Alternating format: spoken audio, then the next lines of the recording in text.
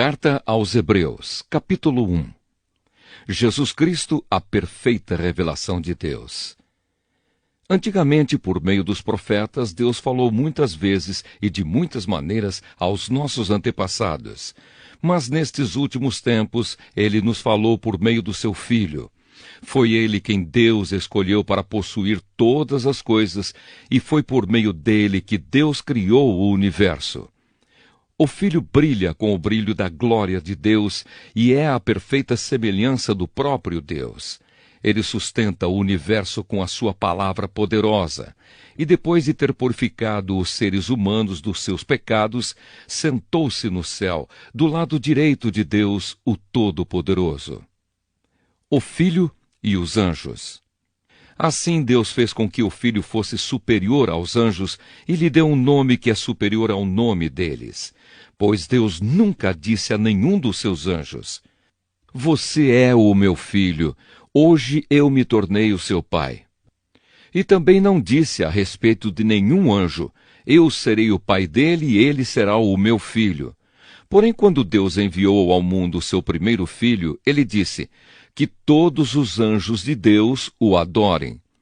A respeito dos anjos, Deus disse: "Deus faz com que os seus anjos se tornem ventos e os seus servidores chamas de fogo." Mas a respeito do Filho, ele disse: "O teu reino, ó Deus, vai durar para todo sempre. Tu governarás o teu povo com justiça. Tu amas o bem e odeias o mal.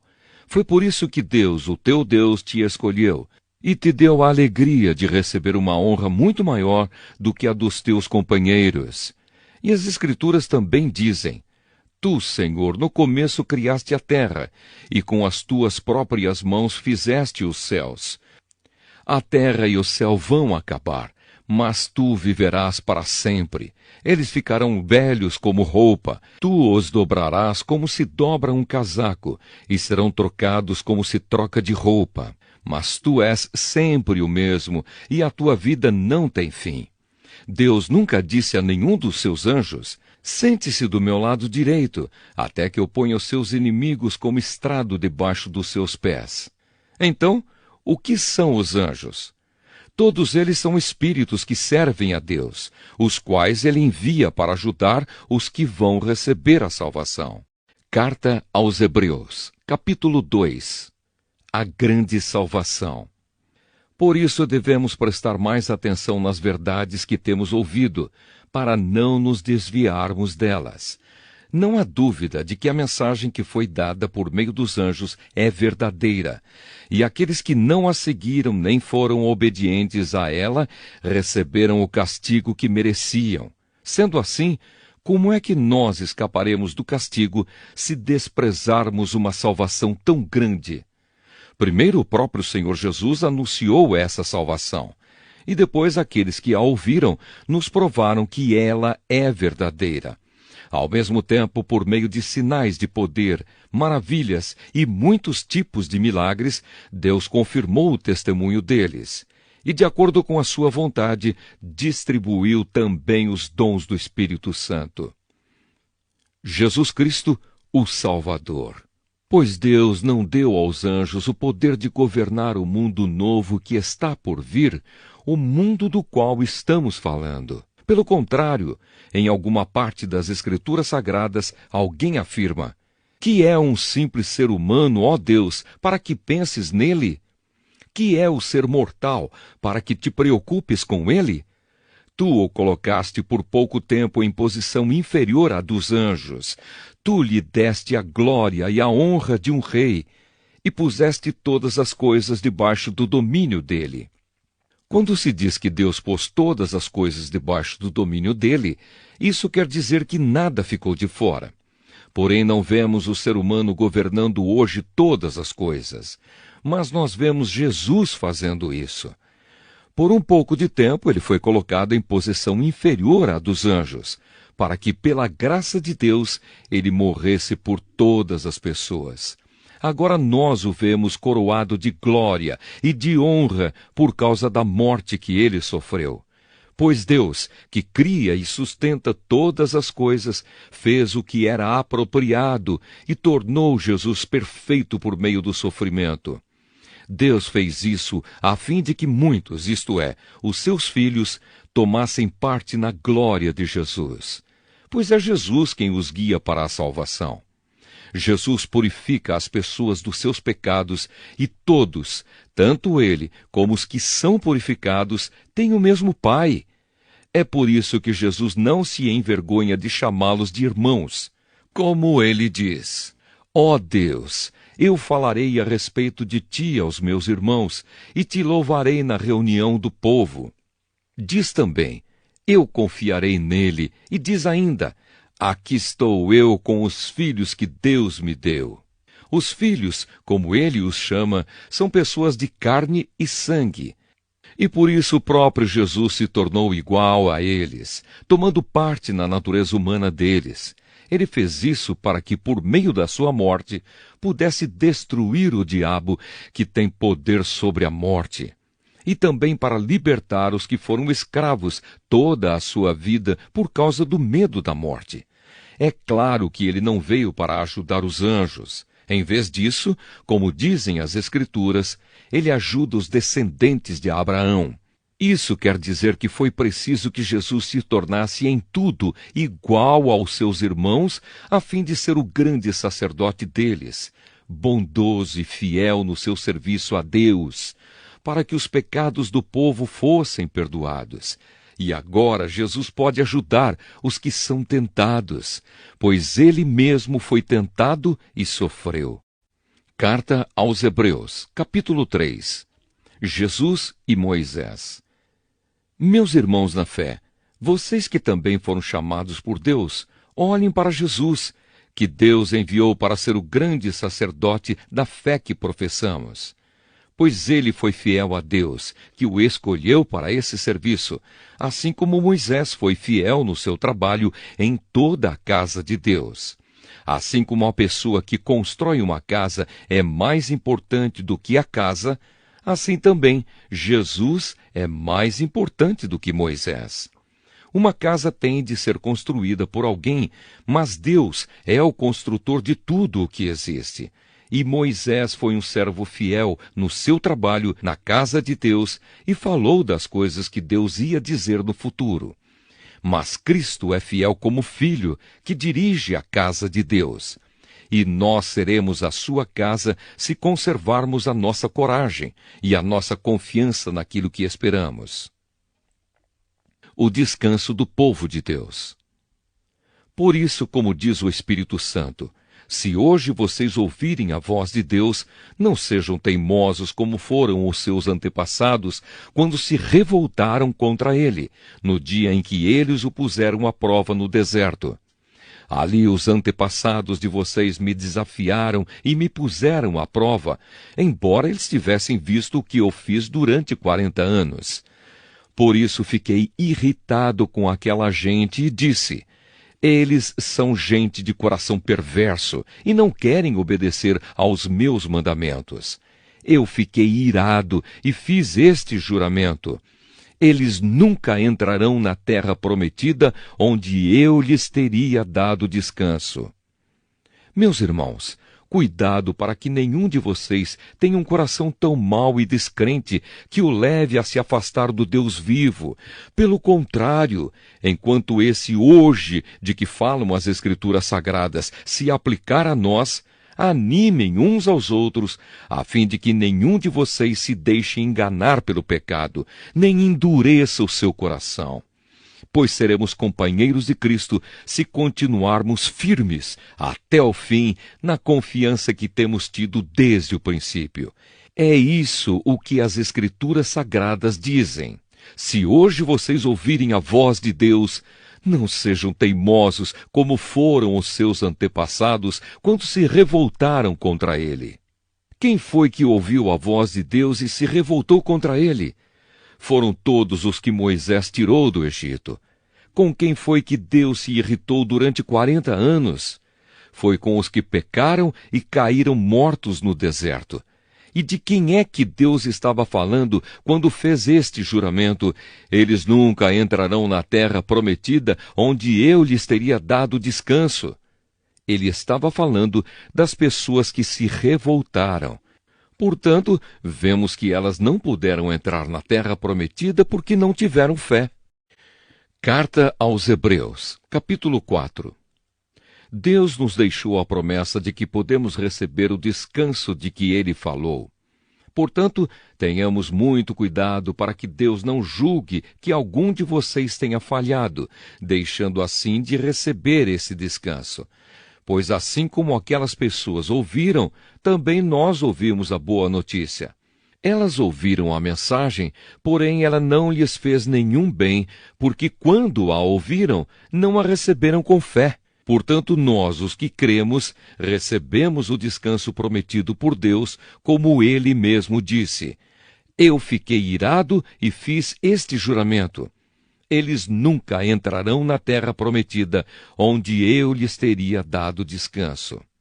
Ele disse isso, embora o seu trabalho já estivesse terminado desde o tempo em que havia criado o mundo. Pois a respeito do sétimo dia está escrito o seguinte em alguma parte das Escrituras Sagradas: No sétimo dia Deus descansou de todo o trabalho que ele havia feito. E o mesmo assunto é repetido: Eles nunca entrarão na terra prometida, onde eu lhes teria dado descanso.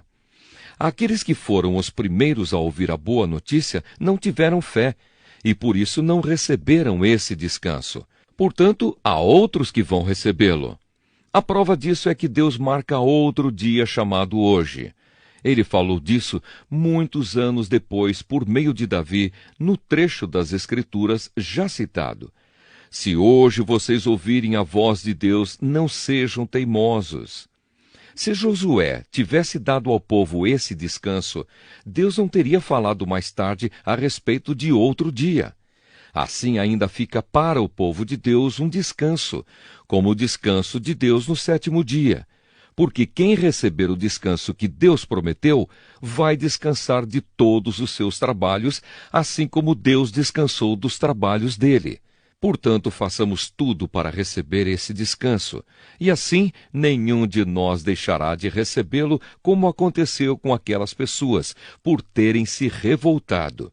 Pois a palavra de Deus é viva e poderosa e corta mais do que qualquer espada afiada dos dois lados. Ela vai até o lugar mais fundo da alma e do espírito, vai até o íntimo das pessoas e julga os desejos e pensamentos do coração delas. Não há nada que se possa esconder de Deus. Em toda a criação, tudo está descoberto e aberto diante dos seus olhos, e é a Ele que todos nós teremos de prestar contas. Cristo, o grande sacerdote eterno. Portanto, fiquemos firmes na fé que anunciamos, pois temos um grande sacerdote poderoso, Jesus, o Filho de Deus, o qual entrou na própria presença de Deus. O nosso grande sacerdote não é como aqueles que não são capazes de compreender as nossas fraquezas. Pelo contrário, temos um grande sacerdote que foi tentado do mesmo modo que nós, mas não pecou. Por isso tenhamos confiança e cheguemos perto do trono divino, onde está a graça de Deus. Ali receberemos misericórdia e encontraremos graça sempre que precisarmos de ajuda. Carta aos Hebreus, capítulo 5. Cada grande sacerdote é escolhido entre os homens e nomeado para servir a Deus em favor do povo, apresentando a Deus ofertas e sacrifícios pelos pecados. Como ele próprio tem as suas fraquezas, pode ter paciência com os ignorantes e com os que cometem erros. E porque ele mesmo é fraco, precisa oferecer sacrifícios não somente pelos pecados do povo, mas também pelos seus próprios pecados. Ninguém escolhe para si mesmo a honra de ser grande sacerdote. É somente pela vontade de Deus que um homem é chamado para ser grande sacerdote, como aconteceu com Arão. Assim também Cristo não tomou para si mesmo a honra de ser grande sacerdote. Foi Deus quem lhe deu essa honra, pois lhe disse: Você é o meu filho, hoje eu me tornei o seu pai. Em outro lugar das Escrituras Sagradas, ele também disse: você será sacerdote para sempre, na ordem do sacerdócio de Melquisedeque. Durante a sua vida aqui na terra, Cristo, em voz alta e com lágrimas, fez orações e súplicas a Deus que o podia salvar da morte. E as suas orações foram atendidas porque ele era dedicado a Deus. Embora fosse o Filho de Deus, ele aprendeu, por meio dos seus sofrimentos, a ser obediente. E depois de ser aperfeiçoado, ele se tornou a fonte da salvação eterna para todos os que lhe obedecem. E Deus o nomeou grande sacerdote na ordem do sacerdócio de Melquisedeque. O perigo de abandonar a fé. Temos muito que dizer a respeito desse assunto, mas porque vocês custam a entender as coisas, é difícil explicá-las. Depois de tanto tempo, vocês já deviam ser mestres, mas ainda precisam de alguém que lhes ensine as primeiras lições dos ensinamentos de Deus. Em vez de alimento sólido, vocês ainda precisam de leite. E quem precisa de leite ainda é criança e não tem nenhuma experiência para saber o que está certo ou errado. Porém, a comida dos adultos é sólida, pois eles, pela prática, sabem a diferença entre o que é bom e o que é mau. Carta aos Hebreus, capítulo 6. Assim vamos em frente, a fim de chegarmos ao ensinamento de adultos, deixando para trás as primeiras lições da mensagem de Cristo. Nós não vamos colocar de novo as bases dessa mensagem, isto é, a necessidade de abandonar uma vida inútil e de crer em Deus. O ensinamento a respeito dos batismos e da cerimônia de pôr as mãos sobre os cristãos e a ressurreição dos mortos e o julgamento eterno. Vamos em frente. E se Deus quiser, é isso o que faremos. Como é que as pessoas que abandonaram a fé podem se arrepender de novo? Elas já estavam na luz de Deus, já haviam experimentado o dom do céu e recebido a sua parte do Espírito Santo. Já haviam conhecido por experiência que a palavra de Deus é boa e tinham experimentado os poderes do mundo que há de vir. Mas depois abandonaram a fé. É impossível levar essas pessoas a se arrependerem de novo, pois estão crucificando outra vez o Filho de Deus e zombando publicamente dele. Deus abençoa a terra que recebe a chuva, a qual muitas vezes cai sobre ela e produz plantas úteis para aqueles que trabalham nela. Mas a terra que produz mato e espinhos não serve para nada. Ela corre o perigo de ser amaldiçoada por Deus e acaba sendo queimada. Porém, ainda que falemos dessa maneira, meus queridos irmãos, estamos certos de que vocês têm as melhores bênçãos que vêm da salvação. Deus não é injusto. Ele não esquece o trabalho que vocês fizeram, nem o amor que lhe mostraram na ajuda que deram e ainda estão dando aos seus irmãos na fé. O nosso profundo desejo é que cada um de vocês continue com entusiasmo até o fim, para que, de fato, recebam o que esperam. Não queremos que se tornem preguiçosos, mas que sejam como os que creem e têm paciência, para que assim recebam o que Deus prometeu. A certeza da promessa de Deus. Deus fez a promessa a Abraão e jurou cumpri-la. E como não havia ninguém maior do que ele mesmo, Deus jurou pelo seu próprio nome. Ele disse a Abraão: Eu prometo que abençoarei você ricamente e lhe darei muitos descendentes.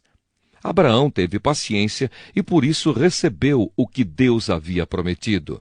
Quando alguém jura, usa o nome de uma pessoa que é maior do que ele, e o juramento acaba com qualquer discussão. Deus quis deixar bem claro aos que iam receber o que ele havia prometido que jamais mudaria a sua decisão. Por isso, junto com a promessa, fez o juramento. Portanto, há duas coisas que não podem ser mudadas, e a respeito delas, Deus não pode mentir. E assim nós, que encontramos segurança nele, nos sentimos muito encorajados a nos manter firmes na esperança que nos foi dada.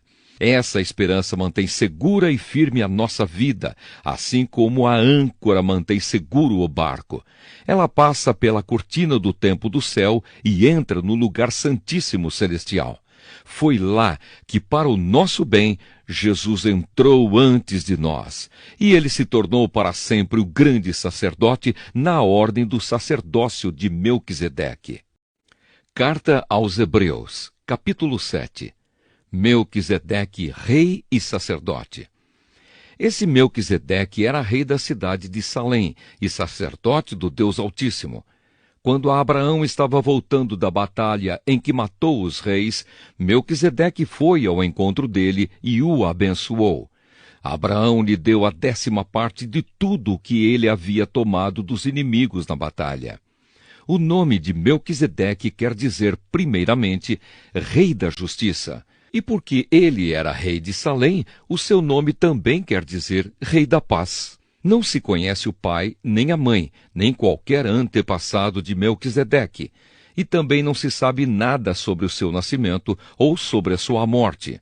Por ser como o Filho de Deus, ele continua sacerdote para sempre. Vejam como Melquisedeque era grande. Abraão, o patriarca, lhe deu a 10ª parte de tudo o que havia tomado dos inimigos na batalha. Conforme a lei de Moisés, os sacerdotes que são descendentes de Levi têm a obrigação de receber do povo a 10ª parte de tudo. Eles recebem dos seus próprios patrícios, embora estes também sejam descendentes de Abraão. Melquisedeque não era descendente de Levi, mas recebeu a 10ª parte daquilo que Abraão havia tomado na batalha e o abençoou. Sim, abençoou o próprio Abraão, que havia recebido as promessas de Deus.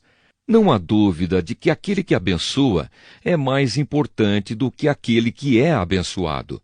No caso dos sacerdotes, a 10ª parte é recebida por homens que um dia vão morrer.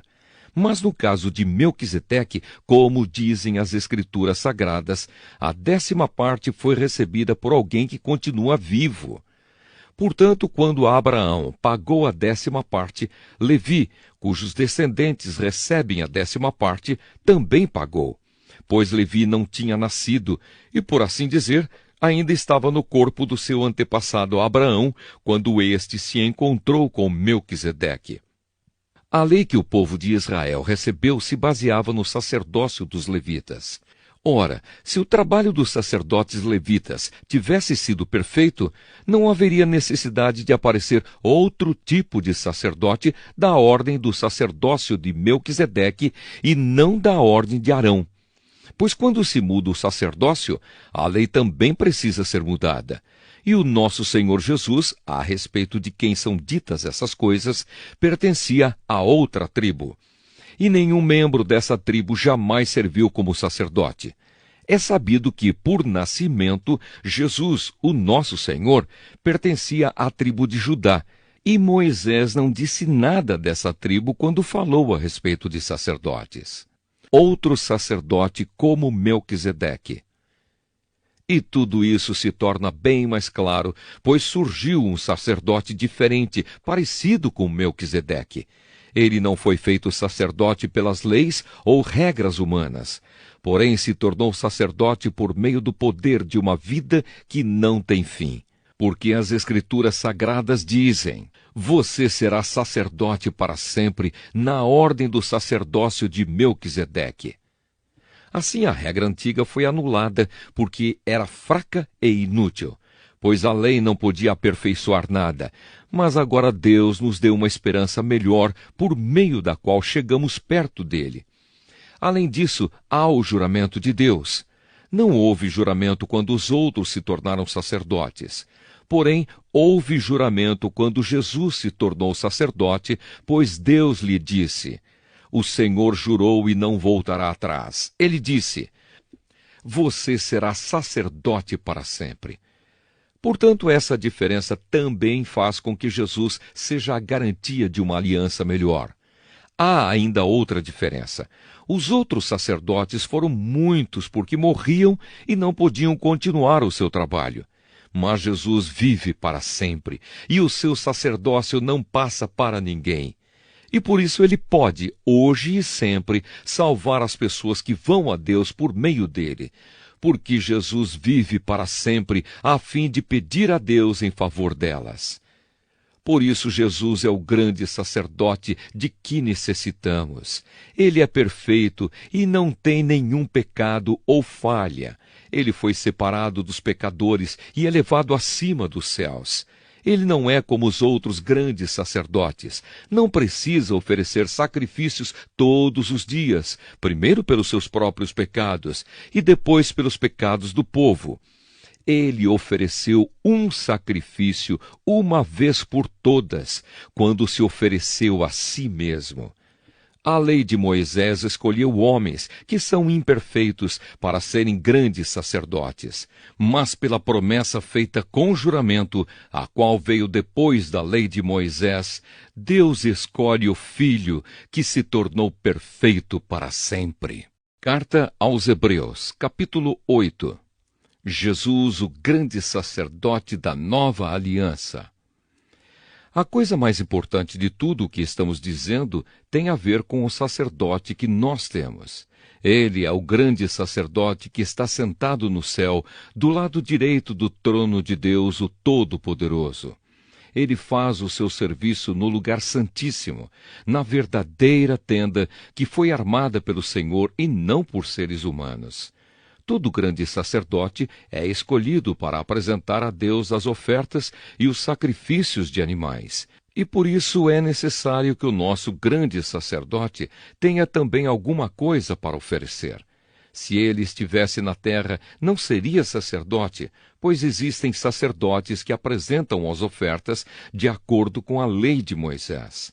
O trabalho que esses sacerdotes fazem é, de fato, somente uma cópia e uma sombra do que está no céu. Foi isso que aconteceu quando Deus falou com Moisés. Quando Moisés estava para construir a tenda, Deus disse: "Tenha cuidado para fazer tudo de acordo com o modelo que eu lhe mostrei no monte." Mas, de fato, Jesus foi encarregado de um serviço sacerdotal que é superior ao dos sacerdotes, pois a aliança que ele conseguiu é melhor porque ela se baseia em promessas de coisas melhores. Pois se a primeira aliança tivesse sido perfeita, não seria necessária uma nova aliança. Mas Deus vê que o seu povo é culpado e diz: "Está chegando o tempo, diz o Senhor, em que farei uma nova aliança com o povo de Israel e com o povo de Judá. Essa aliança não será como aquela que eu fiz com os antepassados deles, no dia em que os peguei pela mão e os tirei da terra do Egito. Não foram fiéis à aliança que fiz com eles, e por isso diz o Senhor, eu os desprezei. Quando esse tempo chegar, diz o Senhor, farei com o povo de Israel esta aliança. Eu porei as minhas leis na mente deles e no coração deles as escreverei. Eu serei o Deus deles e eles serão o meu povo. Ninguém vai precisar ensinar o seu patrício nem o seu parente, dizendo: procure conhecer o Senhor, porque todos me conhecerão, tanto as pessoas mais humildes como as mais importantes, pois eu perdoarei os seus pecados e nunca mais lembrarei das suas maldades. E quando Deus fala da nova aliança, é porque ele já tornou velha a primeira. E o que está ficando velho e gasto vai desaparecer logo. Carta aos Hebreus, capítulo 9. O novo santuário. A primeira aliança tinha leis sobre a adoração e tinha também um santuário construído por seres humanos onde se adorava a Deus. Foi armada uma tenda dividida em duas partes. Na parte da frente, chamado Lugar Santo, ficavam o candelabro e a mesa com os pães oferecidos a Deus. Atrás da segunda cortina ficava a parte que era chamada de Lugar Santíssimo. Ali estava colocado o altar de ouro, onde era queimado o incenso, e também estava colocada a Arca da Aliança, toda coberta de ouro. Dentro da arca estava uma vasilha de ouro com o maná, o bastão de Arão, do qual tinham saído brotos, e as duas placas de pedra, com os mandamentos escritos nelas. Em cima da arca, representando a presença divina, estavam os querubins, com as suas asas abertas sobre o lugar onde os pecados eram perdoados. Mas agora não é o momento de explicar os detalhes dessas coisas. Depois de tudo isso ter sido preparado, os sacerdotes entram todos os dias na parte da frente da tenda, que é o lugar santo, para cumprir os seus deveres religiosos. Mas somente o grande sacerdote entra na parte de trás, que é o lugar santíssimo, e isso apenas uma vez por ano. Ele oferece a Deus o sangue de animais em favor de si mesmo e também pelos pecados que o povo cometeu sem saber que estava pecando. Por meio disso tudo, o Espírito Santo nos ensina de modo bem claro que a entrada para o lugar santíssimo ainda não foi aberta enquanto a parte da frente, que é o lugar santo, continuar sendo usada. Isso é um símbolo para hoje. Quer dizer que as ofertas e os sacrifícios de animais oferecidos a Deus não tornam perfeito o coração das pessoas que o adoram.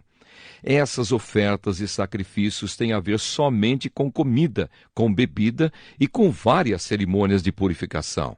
São regras externas que têm valor somente até que Deus renove todas as coisas.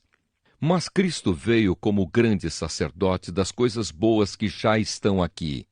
A tenda em que ele serve é melhor e mais perfeita, e não foi construída por seres humanos, isto é, não é deste mundo. Quando Cristo veio e entrou uma vez por todas no lugar santíssimo, ele não levou consigo sangue de bodes ou de bezerros para oferecer como sacrifício. Pelo contrário, ele ofereceu o seu próprio sangue e conseguiu para nós a salvação eterna. O sangue de bodes e de touros e as cinzas da bezerra queimada são espalhados sobre as pessoas impuras, e elas ficam purificadas por fora. Se isso é assim, imaginem então quanto maior ainda é o poder do sangue de Cristo. Por meio do Espírito Eterno, ele se ofereceu a si mesmo a Deus como sacrifício sem defeito. E o seu sangue nos purifica por dentro, tirando as nossas culpas. Assim podemos servir ao Deus vivo, pois já não praticamos cerimônias que não valem nada. A morte de Cristo e a nova aliança. Portanto, é Cristo quem consegue fazer uma nova aliança, para que os que foram chamados por Deus possam receber as bênçãos eternas que o próprio Deus prometeu. Isso pode ser feito porque houve uma morte que livrou as pessoas dos pecados que praticaram enquanto a primeira aliança estava em vigor. Onde há um testamento, é necessário provar que a pessoa que o fez já morreu, pois o testamento não vale nada enquanto estiver vivo quem o fez. Só depois da morte dessa pessoa é que o testamento tem valor. É por isso que a primeira aliança entrou em vigor somente com o uso do sangue de animais.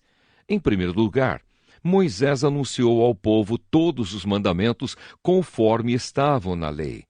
Depois pegou o sangue dos bezerros e dos bodes, misturou com água e borrifou o livro da lei e todo o povo usando lã tingida de vermelho e hisopo. Então disse: Este é o sangue que sela a aliança que Deus mandou vocês obedecerem. Da mesma forma, Moisés também borrifou sangue sobre a tenda e sobre todos os objetos usados na adoração. De fato, de acordo com a lei, quase tudo é purificado com sangue, e não havendo derramamento de sangue, não há perdão de pecados. O sacrifício de Cristo tira os pecados.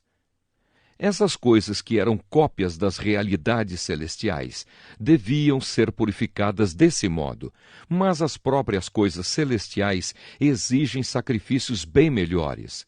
Cristo não entrou no lugar santo feito por seres humanos, que é a cópia do verdadeiro lugar. Ele entrou no próprio céu, onde agora aparece na presença de Deus para pedir em nosso favor. O grande sacerdote entra todos os anos no lugar santíssimo, levando consigo o sangue de um animal. Porém, Cristo não entrou para se oferecer muitas vezes. Se fosse assim, ele teria de sofrer muitas vezes desde a criação do mundo. Pelo contrário, uma vez por todas, ele apareceu agora, quando os tempos estão chegando ao fim, para tirar os pecados por meio do sacrifício de si mesmo. Cada pessoa tem de morrer uma vez só e depois ser julgada por Deus. Assim também Cristo foi oferecido uma só vez em sacrifício para tirar os pecados de muitas pessoas. Depois, ele aparecerá pela segunda vez, não para tirar pecados, mas para salvar as pessoas que estão esperando por ele. Carta aos Hebreus, capítulo 10. A lei dada por Moisés não é modelo completo e fiel das coisas verdadeiras. É apenas uma sombra das coisas boas que estão para vir. Os mesmos sacrifícios são oferecidos sempre, ano após ano. Portanto, como pode a lei, por meio desses sacrifícios, aperfeiçoar as pessoas que chegam perto de Deus? Se as pessoas que adoram a Deus tivessem sido purificadas dos seus pecados, não se sentiriam mais culpadas de nenhum pecado, e todos os sacrifícios terminariam. Em vez disso, esses sacrifícios realizados ano após ano servem para fazer com que as pessoas lembrem dos seus pecados, pois o sangue de touros e de bodes não pode de modo nenhum tirar os pecados de ninguém. Por isso Cristo, ao entrar no mundo, disse: Tu, ó Deus, não queres animais oferecidos em sacrifícios, nem ofertas de cereais, mas preparaste um corpo para mim. Não te agradam as ofertas de animais queimados inteiros no altar, nem os sacrifícios oferecidos para tirar pecados. Então eu disse: Estou aqui, ó Deus, venho fazer a tua vontade, assim como está escrito a meu respeito no livro da lei. Primeiro ele disse: Tu não queres sacrifícios ou ofertas de animais, e não te agradam as ofertas dos animais queimados inteiros no altar, nem os sacrifícios oferecidos para tirar pecados. Ele disse isso, embora todos os sacrifícios sejam oferecidos de acordo com a lei. Depois ele disse: Estou aqui, ó Deus, para fazer a tua vontade. Assim Deus acabou com todos os antigos sacrifícios e pôs no lugar deles o sacrifício de Cristo.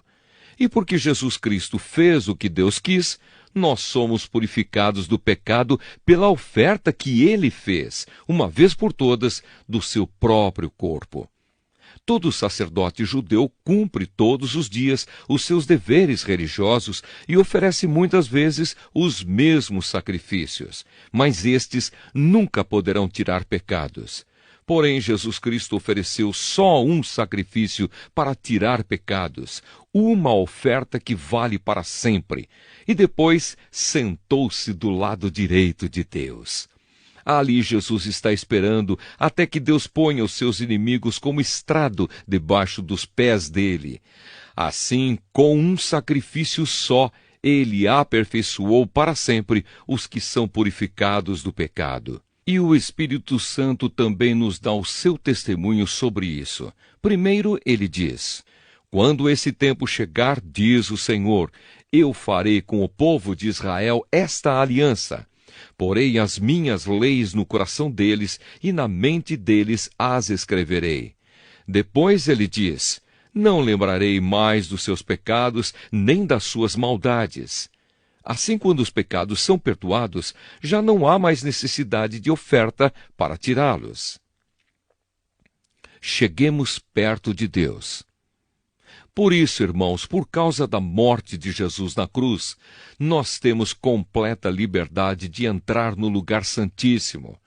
Por meio da cortina, isto é, por meio do seu próprio corpo, ele nos abriu um caminho novo e vivo. Nós temos um grande sacerdote para dirigir a casa de Deus. Portanto, cheguemos perto de Deus com um coração sincero e uma fé firme, com a consciência limpa das nossas culpas e com o corpo lavado com água pura. Guardemos firmemente a esperança da fé que professamos, pois podemos confiar que Deus cumprirá as suas promessas. Pensemos uns nos outros a fim de ajudarmos todos a terem mais amor e a fazerem o bem. Não abandonemos, como alguns estão fazendo, o costume de assistir às nossas reuniões. Pelo contrário, animemos uns aos outros, e ainda mais agora que vocês veem que o dia está chegando. Pois se continuarmos a pecar de propósito, depois de conhecer a verdade, já não há mais sacrifício que possa tirar os nossos pecados. Pelo contrário, resta apenas o medo do que acontecerá, medo do julgamento e do fogo violento que destruirá os que são contra Deus. Quem desobedece à lei de Moisés é condenado sem dó à morte, se for julgado culpado depois de ouvido o testemunho de 2 pessoas pelo menos. Então, o que será que vai acontecer com os que desprezam o Filho de Deus e consideram como coisa sem valor o sangue da aliança de Deus que os purificou? E o que acontecerá com quem insulta o Espírito do Deus que o ama? Imaginem como será pior ainda o castigo que essa pessoa vai merecer. Pois sabemos quem foi que disse: eu me vingarei, eu acertarei contas com eles. E quem também disse: o Senhor julgará o seu povo. Que coisa terrível é cair nas mãos do Deus vivo. Lembrem do que aconteceu no passado. Naqueles dias, depois que a luz de Deus os iluminou, vocês sofreram muitas coisas, mas não foram vencidos na luta. Alguns foram insultados e maltratados publicamente, e em outras ocasiões vocês estavam prontos para tomar parte no sofrimento dos que foram tratados assim. Vocês participaram do sofrimento dos prisioneiros, e quando tudo o que vocês tinham foi tirado, vocês suportaram isso com alegria, porque sabiam que possuíam uma coisa muito melhor, que dura para sempre. Portanto, não percam a coragem, pois ela traz uma grande recompensa. Vocês precisam ter paciência para poder fazer a vontade de Deus e receber o que Ele promete. Pois, como ele diz nas Escrituras Sagradas, um pouco mais de tempo, um pouco mesmo, e virá aquele que tem de vir, ele não vai demorar. E todos aqueles que eu aceito terão fé em mim e viverão. Mas se uma pessoa voltar atrás, eu não ficarei contente com ela.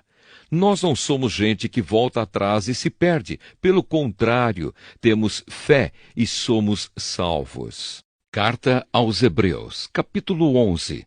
Heróis da fé. A fé é a certeza de que vamos receber as coisas que esperamos e a prova de que existem coisas que não podemos ver.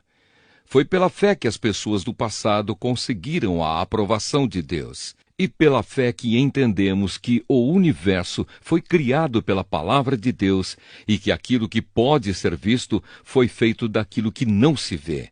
Foi pela fé que Abel ofereceu a Deus um sacrifício melhor do que o do Caim. Pela fé ele conseguiu a aprovação de Deus como homem correto, tendo o próprio Deus aprovado as suas ofertas. Por meio da sua fé, Abel, mesmo depois de morto, ainda fala.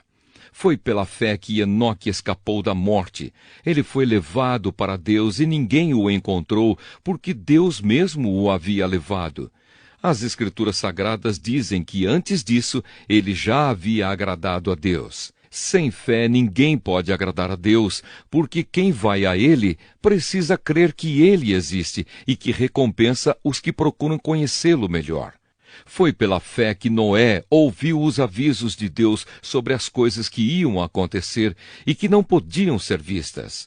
Noé obedeceu a Deus e construiu uma barca em que ele e a sua família foram salvos. Assim Noé condenou o mundo e recebeu de Deus a aprovação que vem por meio da fé. Foi pela fé que Abraão, ao ser chamado por Deus, obedeceu e saiu para uma terra que Deus lhe prometeu dar. Ele deixou o seu próprio país sem saber para onde ia. Pela fé ele morou como estrangeiro na terra que Deus lhe havia prometido. Viveu em barracas com Isaque e Jacó, que também receberam a mesma promessa de Deus. Porque Abraão esperava a cidade que Deus planejou e construiu, a cidade que tem alicerces que não podem ser destruídos. Foi pela fé que Abraão se tornou pai, embora fosse velho demais e a própria Sara não pudesse ter filhos. Ele creu que Deus ia cumprir a sua promessa. Assim, de um só homem, que estava praticamente morto, nasceram tantos descendentes como as estrelas do céu, tão numerosos como os grãos de areia da praia do mar. Todos esses morreram cheios de fé. Não receberam as coisas que Deus tinha prometido, mas as viram de longe e ficaram contentes por causa delas. E declararam que eram estrangeiros e refugiados, de passagem por este mundo. E aqueles que dizem isso mostram bem claro que estão procurando uma pátria para si mesmos. Não ficaram pensando em voltar para a terra de onde tinham saído. Se quisessem, teriam a oportunidade de voltar. Mas, pelo contrário, estavam procurando uma pátria melhor, a pátria celestial. E Deus não se envergonha de ser chamado de o Deus deles, porque Ele mesmo preparou uma cidade para eles. Foi pela fé que Abraão, quando Deus o quis pôr à prova, ofereceu o seu filho Isaque em sacrifício. Deus tinha prometido muitos descendentes a Abraão, mas mesmo assim ele estava pronto para oferecer o seu único filho em sacrifício. Deus lhe tinha dito, por meio de Isaque é que você terá descendentes. Abraão reconhecia que Deus era capaz de ressuscitar Isaque, e por assim dizer, Abraão tornou a receber da morte o seu filho Isaque. Foi pela fé que Isaque prometeu bênçãos para o futuro a Jacó e a Esaú. Foi pela fé que Jacó, pouco antes de morrer, abençoou os filhos de José. Ele se apoiou na sua bengala e adorou a Deus. Foi pela fé que José, quando estava para morrer, falou da saída dos israelitas do Egito e deu ordens sobre o que deveria ser feito com o seu corpo. Foi pela fé que os pais de Moisés, quando ele nasceu, o esconderam durante 3 meses. Eles viram que o menino era bonito e não tiveram medo de desobedecer a ordem do rei. Foi pela fé que Moisés, quando já era adulto, não quis ser chamado de filho da filha de Faraó. Ele preferiu sofrer com o povo de Deus em vez de gozar por pouco tempo os prazeres do pecado. Ele achou que era muito melhor sofrer o desprezo por causa do Messias do que possuir todos os tesouros do Egito. É que ele tinha os olhos fixos na recompensa futura. Foi pela fé que Moisés saiu do Egito sem ter medo da raiva do rei e continuou firme, como se estivesse vendo Deus invisível. Pela fé, Moisés começou o costume de celebrar a Páscoa e mandou marcar com sangue as portas das casas dos israelitas, para que o anjo da morte não matasse os filhos mais velhos deles. Foi pela fé que os israelitas atravessaram o Mar Vermelho como se fosse terra seca, e quando os egípcios tentaram atravessar, o mar os engoliu. Foi pela fé que caíram as muralhas de Jericó, depois que os israelitas marcharam em volta delas durante 7 dias. Foi pela fé que Raabe, a prostituta, não morreu com os que tinham desobedecido a Deus, pois ela havia recebido bem os espiões israelitas. O que mais posso dizer? O tempo é pouco para falar de Gideão, de Baraque, de Sansão, de Jefté, de Davi, de Samuel e dos profetas. Pela fé, eles lutaram contra nações inteiras e venceram. Fizeram o que era correto e receberam o que Deus lhes havia prometido. Fecharam a boca de leões, apagaram incêndios terríveis e escaparam de serem mortos à espada. Eram fracos, mas se tornaram fortes. Foram poderosos na guerra e venceram exércitos estrangeiros. Pela fé, mulheres receberam de volta os seus mortos que ressuscitaram. Outros foram torturados até a morte. Eles recusaram ser postos em liberdade a fim de ressuscitar para uma vida melhor. Alguns foram insultados e surrados, e outros acorrentados e jogados na cadeia. Outros foram mortos a pedradas, outros cerrados pelo meio, e outros mortos à espada. Andaram de um lado para outro vestidos de peles de ovelhas e de cabras. Eram pobres, perseguidos e maltratados. Andaram como refugiados pelos desertos e montes, vivendo em cavernas e em buracos na terra. O mundo não era digno deles. Porque creram, Todas essas pessoas foram aprovadas por Deus, mas não receberam o que Ele havia prometido, pois Deus tinha preparado um plano ainda melhor para nós, a fim de que, somente conosco, elas fossem aperfeiçoadas. Carta aos Hebreus, capítulo 12. Deus, o nosso Pai.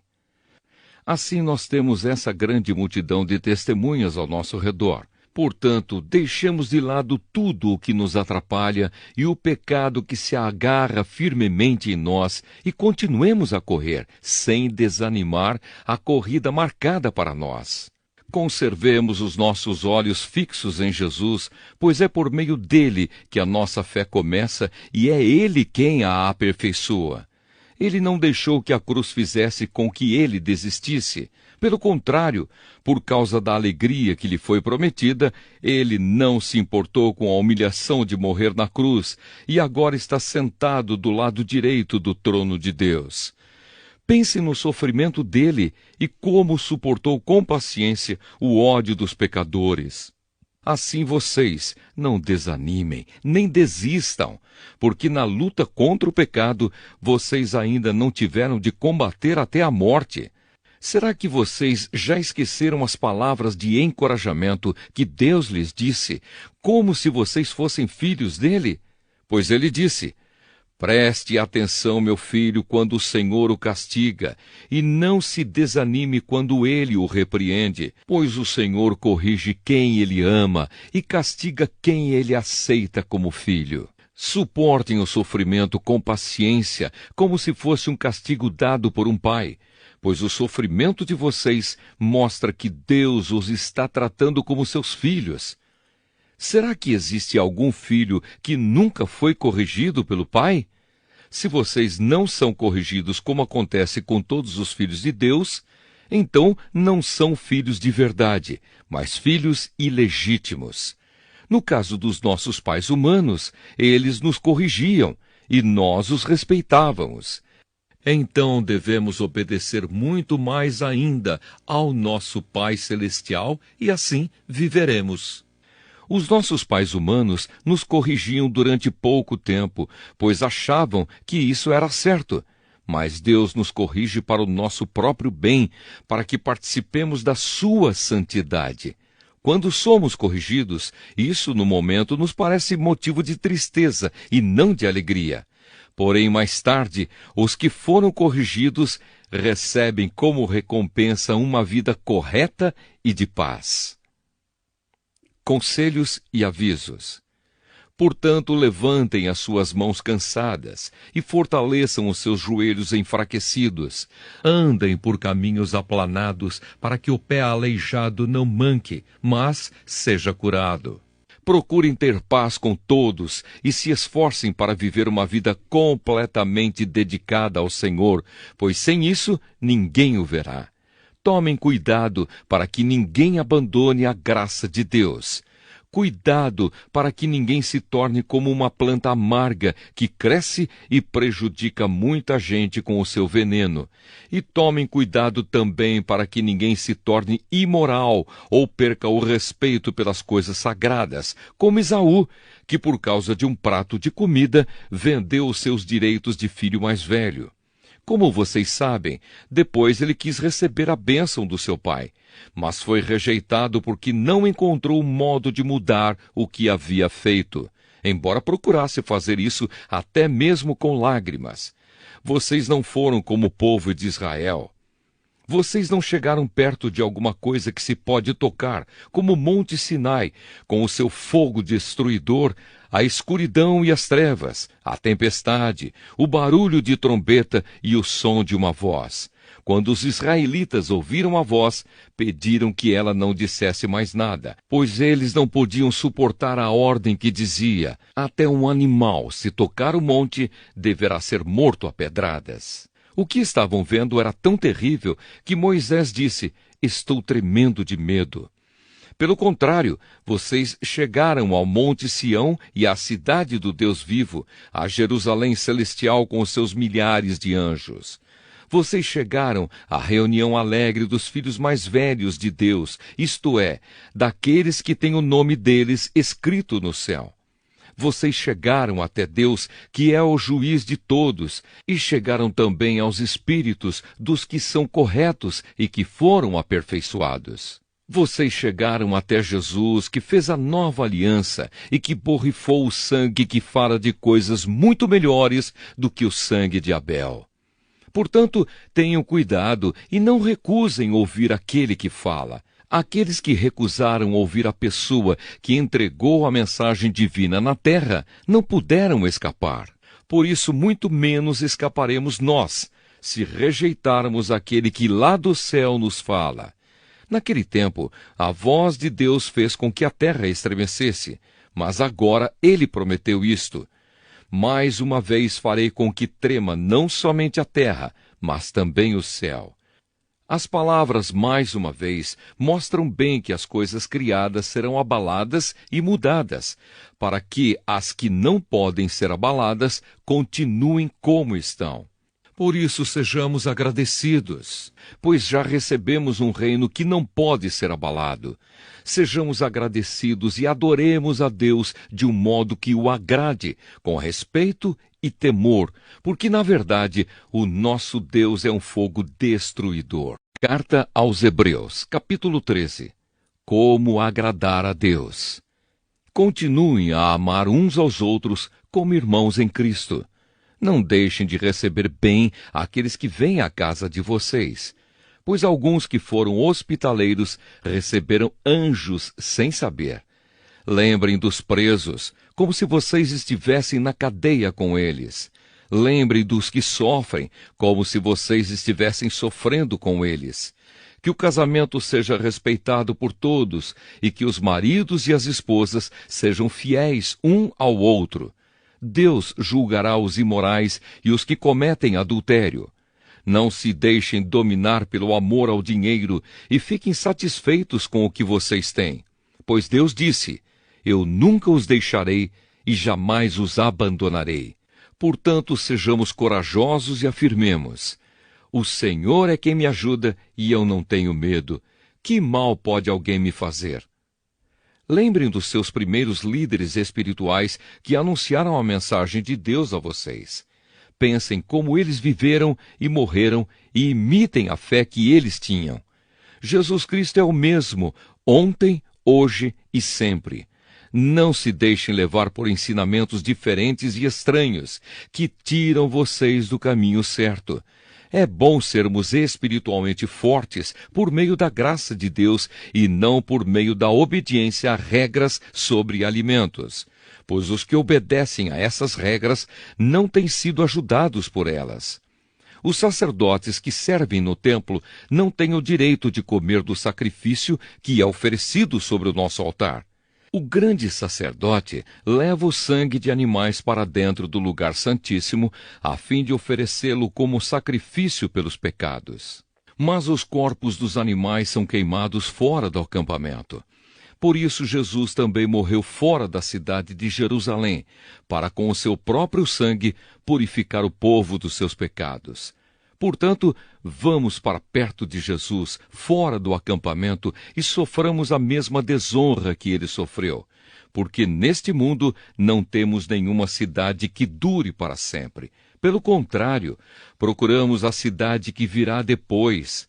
Por isso, por meio de Jesus Cristo, ofereçamos sempre louvor a Deus. Esse louvor é o sacrifício que apresentamos, a oferta que é dada por lábios que confessam a sua fé nele. Não deixem de fazer o bem e de ajudar uns aos outros, pois são esses os sacrifícios que agradam a Deus. Obedeçam aos seus líderes e sigam as suas ordens, pois eles cuidam sempre das necessidades espirituais de vocês, porque sabem que vão prestar contas disso a Deus. Se vocês obedecerem, eles farão o trabalho com alegria, mas se vocês não obedecerem, eles trabalharão com tristeza. E isso não ajudará vocês em nada. Continuem a orar por nós. Temos certeza de que a nossa consciência está limpa, pois sempre queremos fazer o que é correto. E peço a vocês de modo todo especial que orem para que Deus me mande de volta a vocês o mais depressa possível. Uma oração. Deus ressuscitou o nosso Senhor Jesus, que por causa da sua morte na cruz é o grande pastor do rebanho, e é por meio do sangue de Jesus que a aliança eterna é selada. Que o Deus de paz lhes dê tudo de bom que vocês precisam para fazer a sua vontade, e que Ele, por meio de Jesus Cristo, faça em nós tudo o que lhe agrada. E a Cristo seja dada a glória para todo sempre. Amém. Saudações. Meus irmãos, peço que escutem com paciência essas palavras de ânimo, pois esta carta que escrevi não é muito longa. Quero que saibam que o nosso irmão Timóteo já saiu da cadeia. Se ele vier logo, eu o levarei comigo quando for ver vocês. Saudações a todos os líderes da igreja daí e a todo o povo de Deus. Os irmãos da Itália também mandam saudações a vocês. Bênção. Que a graça de Deus esteja com todos vocês.